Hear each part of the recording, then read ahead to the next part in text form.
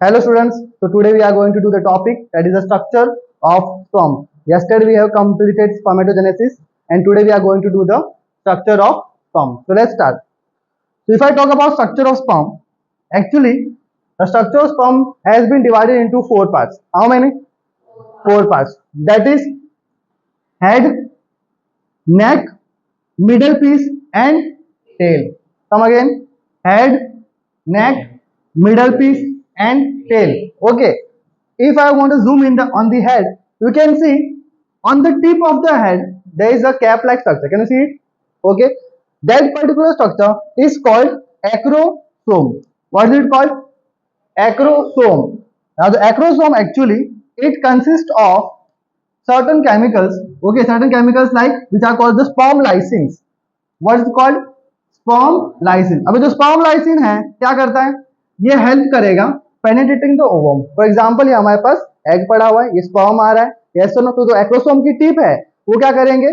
उसको फर्टिलाइज करने का ट्राई करेगा. जो एक्रोसोम है उसमें से केमिकल्स निकलेंगे, स्पर्म लाइसिन्स. ओके, अभी स्पर्म लाइसिन्स बोल लो, आगे मैं 3 टाइप के कराऊंगा केमिकल्स. ठीक है, वो स्पेसिफिकली मैं आपको कोना, रेटिंग एंजाइम, स्पर्म लाइसिन, जोना लाइसिन, ये सब हम डिटेल में करने वाले हैं. ठीक है, आगे चलते हैं. In the head particularly, head के बाद क्या होगा? नीचे आ जाएगा आपका नेक. हेड में एक और चीज है, देखो ध्यान से. यहां पे मैंने क्या बनाया हुआ? Nuclear material. इसका क्रोमोसोम नंबर क्या है? 23. मतलब जो हमारा स्पर्म है वो कैसा है? हैप्लॉइड के diploid? Haploid. All gametes are haploid. बताया था मैंने आपको, है ना. तो ये बात होगी हेड की. नेक्स्ट चलते हैं नेक के पास. अब नेक के पास देखो ध्यान से. नेक के पास मैं 2 सर्टन रीजन बनाया हुआ है. ठीक है, this particular region is called proximal centriole, okay, and this region is called distal centriole. एक है proximal centriole, एक है distal centriole. इसका यूज बाद में बताता हूं, आगे चलते हैं. पहले इसका इंटरेस्टिंग यूज है, इसलिए आगे देखते हैं. तो बीच का पार्ट होगा मिडल पीस. अब कौन सा आ गया? Middle piece. मिडल पीस के पास देखो स्पाइरली अरेंज होते हैं माइटोकॉन्ड्रिया. क्या होंगे? माइटोकॉन्ड्रिया. नंबर दिए नहीं एनसीईआरटी में, मेंशन कर लेना. कितने होते हैं? 25 होते हैं. ओके, ये किस लिए होते हैं? माइटोकॉन्ड्रिया हमको पता है काम क्या करता है? एनर्जी प्रोवाइडिंग काम करता है ना. तो मतलब ये जो एनर्जी है ये किसके लिए एनर्जी होगी? For the motility. मतलब माइटोकॉन्ड्रिया भी going to give the energy for the motility of the sperm. Sperm की मूवमेंट के लिए, हेल्प करने के लिए माइटोकॉन्ड्रिया हेल्प करेगा. ओके, आगे देखो. लास्ट रीजन कौन सा आ गया हमारा? Tail region. कौन सा? Tail region. अब टेल रीजन क्या है? Normally you know about tail region, है ना. It will going to provide the motility, movement करने में हेल्प करेगा. तो ये पूरी बात किसकी हो गई? स्ट्रक्चर ऑफ स्पर्म की. अब देखो ध्यान से, मैंने बोला था ये 2 अपने पास रीजन है नेक के पास. कौन सा? Proximal centriole and distal centriole. अब होता क्या है, जब आपका ये जो स्पर्म है, फॉर एग्जांपल स्पर्म है, ये ओवा के पास जाता है, तब क्या होता है? जो स्पर्म का जो कुछ पार्ट है वो कुछ अंदर जाता होगा. स्पर्म अंदर जाता होगा. तो क्या स्पर्म पूरा अंदर जाता है? नहीं, स्पर्म पूरा अंदर नहीं जाता. कितना अंदर जाता है? The part which goes inside the egg. What do you think, कौन सा जाता होगा? What do you think? सिर्फ head? Head and middle piece also? Neck? मतलब हेड और नेक. ठीक है, you are half correct. You are half correct. क्यों? क्योंकि देखो क्या होता है, हेड तो अंदर जाना ही है, बट साथ साथ में नेक का सिर्फ प्रॉक्सिमल सेंट्रियोल ही जाता है. कौन जाता है? सिर्फ proximal centriole. Proximal centriole furthermore आगे जाके जो अपने जायगोट बनेंगे ना, तो उसमें डिवीजन करने में हेल्प करेंगे. समझ आया? तो नेक में सिर्फ प्रॉक्सिमल सेंट्रियोल जाता है. Just like rocket. रॉकेट क्या छूटता है? रॉकेट गया ऊपर ऊपर, धीरे धीरे उसके बड़े बड़े पार्ट क्या होते हैं? नीचे गिरते रहते हैं. और जो मेन पार्ट होगा वो अपना क्या करता है? चक्र लगाता है ऊपर जाके. Just like sperm also. Sperm में क्या होगा? जो अपना मेन पार्ट होगा, कौन सा? हेड. और नेक में प्रॉक्सिमल सेंट्रियोल, बस वही एग के अंदर जाएगा और बाकी सब क्या होगा? बाहर रह जाएगा, है ना. हेल्प करने में, मूव करने में हेल्प किया बाकी सब. ओके, तो अभी जो दूसरा है डिस्टल सेंट्रियोल, ये काम क्या करता है? ये जो आपके टेल के पास एक्सियल फिलामेंट थी, ये टेल देख रहे हो, यहाँ पे एक्सियल फिलामेंट दिख रही है आपको, ये बनाने में हेल्प की थी किसने? डिस्टल सेंट्रियोल ने. ये पूरा स्ट्रक्चर ऑफ स्पर्म की कहानी 4 पार्ट में डिवाइड किया था. Head, neck, middle piece and tail. Question कैसे बनेगा? क्वेश्चन ऐसा आएगा, सिंपल क्वेश्चन, कि जो न्यूक्लियस मटेरियल है, न्यूक्लियस मटेरियल मतलब क्या? जो जेनेटिक मटेरियल है वो कहाँ पे होता है? विच पार्ट ऑफ स्पर्म है जेनेटिक मटेरियल? तो क्या बोलोगे? Head. Which part of sperm has mitochondria?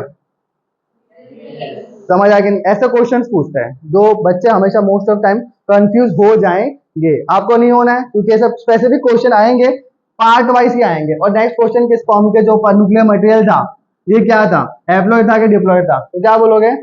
Haploid. फिर नेक्स्ट क्वेश्चन पूछेंगे जो एक्रोसोम है, ये जो एक्रोसोम है किसका मॉडिफिकेशन है? ये जो एक्रोसोम है किसका मॉडिफिकेशन है? लिखा हुआ है, दैट इज गोल्जी। काम क्या है बता दिया मैंने आपको, it helps in penetrating the ovum. हो गया हमारा पूरा structure of sperm.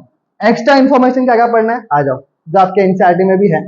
Extra information क्या बोलती है, दैट जब एक इजैकुलेशन होता है, क्या होता है, एक इजैकुलेशन होता है, तब उसमें जो हमारा सीमेन अमाउंट होता है वो कितना होता है? 2.5 टू 3 ml। कितना? 2.5 टू 3 ml। अब उसमें स्पर्म कितने हुए? 200 to 300 million sperm. Each ejaculation consist of how many sperm? 200 to 300 million sperm. मतलब 1 ml में कितना? 100 मिलियन होने चाहिए। 1 ml में 100 होने चाहिए, तब जाके क्या होगा, एक नॉर्मल फर्टिलाइजेशन हो सकता है। सिंपल, समझ आई बात? अब ये सब बात हो गई किसकी? इस सीमेन की बात। अब सीमेन क्या होता है? ठीक है, ये भी कई बार क्वेश्चन आया था। सीमेन क्या होता है? कुछ नहीं होता। सीमेन होता है मतलब कुछ, क्या होता है? सेमिनल प्लाज्मा प्लस स्पर्म, ये दोनों से क्या बनता है? अपना सीमेन बनता है। तो सीमेन कंट्रीब्यूट करने के लिए हमें क्या चाहिए? हमें 3 ग्लैंड चाहिए, याद है? कौन कौन सी? सेमिनल वेसिकल, प्रोस्टेट और काउपर्स ग्लैंड और बल्बोरेटरी ग्लैंड। ये तीनों मिलके क्या करती है? पूरा सीमेन प्लाज्मा बनाएगी, सीमेन का कंसंट्रेशन बढ़ाएगी। उसमें से भी मैक्सिमम जो कंट्रीब्यूशन है कौन देता है? Seminal vesicle, 60 to 70%। ठीक है, ये बात उसकी हो गई। आगे चलते हैं। अब देखो ये नीट टॉपिक आ रहा है कि स्पर्म काउंट के ऊपर कभी कभी क्वेश्चन पूछ लेते हैं, है ना? अब ये पूरा नीट टॉपिक बोलूंगा मैं, एनसीईआरटी में नहीं है इसके बारे में। ठीक है, अभी मैंने बताया आपको 1 ml में कितने मिलियन स्पर्म होने चाहिए? 100। मानते हो नहीं? कितने होने चाहिए? 100। अब होता क्या है, जब लेस देन 20 मिलियन हो 1 ml में, कितने होने चाहिए? 100। तो यहाँ कितने? Less than 20 million. तो उस कंडीशन को आप क्या बोलते हो? ओलिगोस्पर्मिया। क्या बोलोगे? ओलिगोस्पर्मिया। जब 20 मिलियन से लेस हो पर ml में तो क्या होगा? ओलिगोस्पर्मिया। अब ये नेक्स्ट क्या है? एजोस्पर्मिया। एजोस्पर्मिया मतलब total absence of sperm, sperm बने नहीं, उस कंडीशन में आप बोलोगे एजोस्पर्मिया। नेक्स्ट है एस्थेनोस्पर्मिया। अब ये क्या होता है कि नंबर बराबर है, सब कुछ बराबर है, प्रॉब्लम कहाँ आ रहा है? मोटिलिटी में। कहाँ आ रहा है? मोटिलिटी में। The sperm have the low motility, है ना? नंबर बराबर है और प्रॉब्लम कहाँ आ रहा है? मोटिलिटी में। ठीक है, तो ये आप स्किप भी कर सकते हो, बट नीड एस्पिरेंट खाली ध्यान रखेंगे दिमाग में, तो भी ऑप्शन वाइज ऐसे आ सकते हैं। ओलिगोस्पर्मिया मतलब लेस देन 20 मिलियन पर ml। एजोस्पर्मिया मतलब एब्सेंस ऑफ स्पर्म। एस्थेनोस्पर्मिया मतलब काउंट बराबर है बट लो मोटिलिटी। खत्म बात, आगे चल लेते हैं। और क्या रह गया? देखो मैंने पूरा कंटेंट एक ही पेज में डाल के रखा है ताकि आपको पेज घुमाने की जरूरत ना पड़े। आपके एनसीईआरटी फेमस लाइन बोलती है स्पर्म के बारे में, that for normal fertility, for normal fertility at least 60% should have the normal shape and size. Out of this 40% should show vigorous motility। मतलब 60% स्पर्म की शक्ल सूरत अच्छी होनी चाहिए, बाकी 40% की क्या होनी चाहिए? अच्छी मोटिलिटी होनी चाहिए। क्वेश्चन कैसे पूछते बताता हूँ। ठीक है, तो एग्जाम्पल अगर आपके पास 100 स्पर्म है तो उसमें कितना परसेंटेज शेप और साइज अच्छी होनी चाहिए? कितना? मानते हो नहीं? 60। ठीक है, नेक्स्ट क्वेश्चन 100 में से ही, है ना? अब दिमाग लगाना कि कितनी अपने पास मोटिलिटी होनी चाहिए, कितना परसेंटेज? तो क्या बोलोगे? हाँ, गलती कर रहे हो, ध्यान से पढ़ो क्या क्वेश्चन लिखा है मैंने। 60% should have normal shape and size. Out of this 60 का 40%, क्या बोल रहा हूं? 60 का 40% में ऐसा काउंट करना है, 100 नहीं काउंट करना है आपको, काउंट करना है कि 60 का 40% में कितनी मोटिलिटी हो। तो क्या बोलोगे आप आंसर? 20। जोर से बोलो, 20%। Are you sure about it? दिमाग लगाओ, कैलकुलेशन लगाओ। 100 में से कितने स्पर्म का टोटल काउंट हुआ?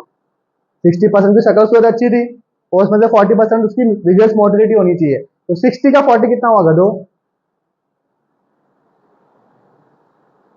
24 स्पर्म, 6 4 24, तो 24 स्पर्म्स की क्या होनी चाहिए, मतलब वो परफेक्ट हेल्दी है, इनकी शेप और साइज भी और इनकी मोटिलिटी भी। कितना? 24। ऐसे क्वेश्चन पूछेंगे आपको, गधे की तरह 40 मत लिख के आ जाना। क्वेश्चन अगर ये पूछा कि 40% की विग्रेस मोटिलिटी होनी चाहिए, मतलब कितने स्पर्म 100 के, तो 24 स्पर्म, मतलब 100 में से सिर्फ 24 स्पर्म्स क्या होने चाहिए, प्रॉपर होने चाहिए, तब जाके क्या होगा, आपका फर्टिलाइजेशन सक्सेसफुल हो पाएगा। खत्म बात, इससे बाहर क्वेश्चन आएगा नहीं। मैक्सिमम जितना हो सकता है सारे क्वेश्चन एक साथ मैंने इसमें करवा दिए विद द स्ट्रक्चर। ओके, तो स्टार्ट राइटिंग।